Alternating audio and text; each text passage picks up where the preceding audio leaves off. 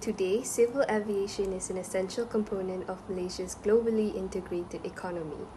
Aviation makes a significant contribution to the national economy that connects the country to global markets. It has expedited commerce, increased export markets, and created endless job opportunities.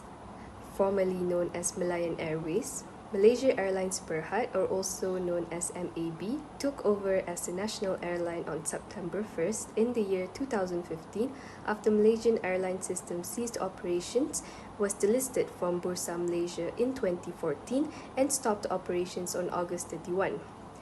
Initially, their vision was to be an airline of excellence. Malaysia Airlines has received various of aviation honors, one of them being Skytrax has named it the world's 5-star airline on several occasions.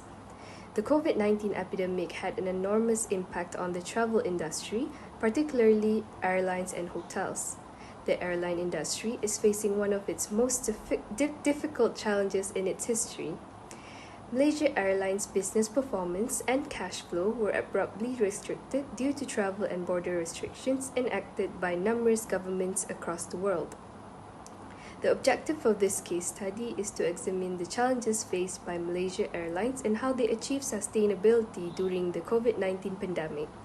Hi, my name is Madiha. I'm going to talk about organization background, which we have chosen Malaysia Airlines Berhad.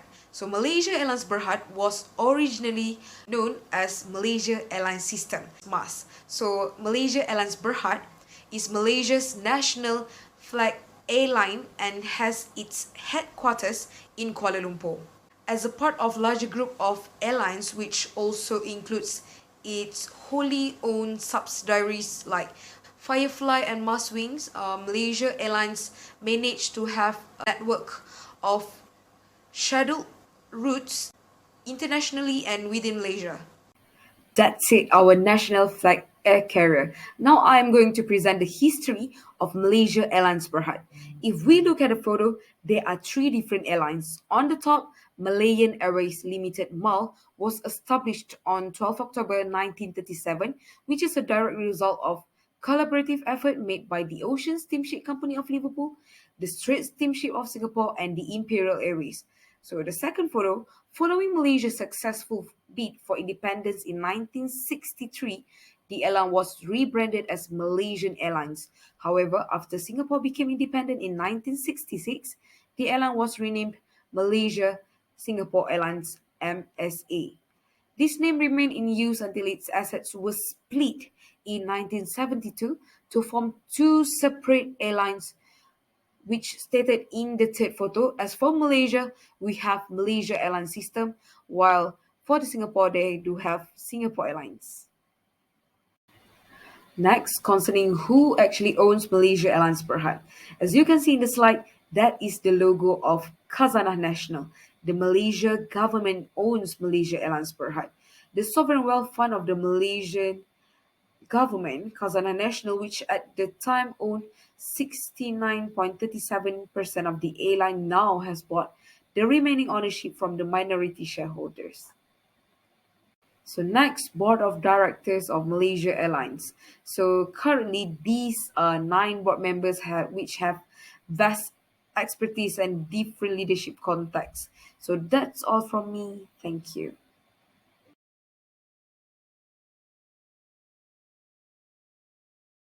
Next is the story of protagonist. Malaysia Airlines Berhad's executive director is Isham bin Ismail.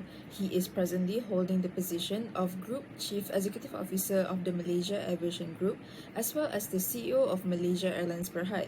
He studied technical engineering at Technical Institute, later on at PAL Aviation School, as well as Advanced Management Program at Harvard Business School. His experience consisted of 40 years in the aviation industry, which started when he began his career as a pilot with Malaysia Airlines in 1979. Isham was assigned to a management position 10 years after joining Malaysia Airlines and has held various manager roles such as Executive Vice President of Flight Operation, Director of Operation, and Chief Operation Officer. Around July and November 2016, Isham was also the CEO of Mas Wings, that is Malaysia Airlines' sister company located in Sabah and Sarawak. He set world aviation records as a pilot when he began flying Malaysia Airlines' first Boeing from Seattle to Kuala Lumpur and back. That flight has set new world records for the lengthiest and quickest round-the-world flight by a commercial airliner. The problem that has been identified is the inefficient planning and operation management of Malaysia Airlines. This includes a huge number of flight cancellations, low demand for air travel, loss of new customers, and MAS paying back a huge number of refunds. When a crisis occurs, management and leadership need to take proper steps to manage it. Crisis leadership requires leaders to adopt a complex set of competencies. It needs the integration of skills, abilities, and traits that allow a leader to plan for, respond to, and learn from crisis events. The effective management of an organizational crisis is dependent on leadership behavior that encourages members to actively engage in knowledge acquisition and the formulation of strategies to resolve the crisis. In a crisis situation, leadership should be collective and dynamic, and it requires perception and sense making skills in the leader in order so they can determine appropriate courses of action. So when it comes to making decisions and dealing with organizational issues, a little bit of improvement may go a long way toward helping leaders become more dynamic and successful. Leaders and managers alike must be educated and informed about the best way to make excellent leadership decisions in their organizations. According to Welk, decision is made up of three parts: a goal, options to how to reach the goal, and the choice of the best options. Essentially, there are 6 processes involved in the decision-making process that helps leaders and managers in business address problems. Based on the problem described in section 4.0, Captain Izham Ismail, Chief Executive Officer of MAS, have grants unpaid leave to 13,000 employees to address the situations. Furthermore, Malaysian airline Berhad stated that on 9 March that it will be reducing the salaries and the benefits of its top manager by 10% beginning in April.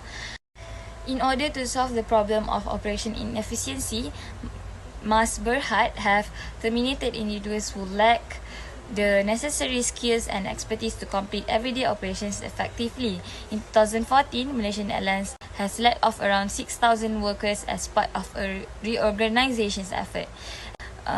MAS Berhad thinks it is necessary to initiate and implement a solid training and development program. Despite widespread optimism, we can conclude that the COVID-19 pandemic remains to be the greatest threat to economic development in majority of countries. The COVID-19 pandemic had an impact on airline firms due to travel restrictions and a drop in demand among travelers, mirroring its impact on aviation itself. Travel restrictions meant slow business for the aviation sector, as flight schedules have been disrupted and airlines face the risk of losing potential new customers.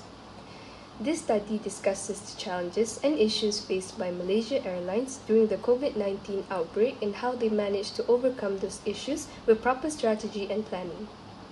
MAS was no exception to the negative impacts of the global pandemic, but they were smart in pulling through by coming up with restructuring exercises that made it better organized and profitable for its present needs.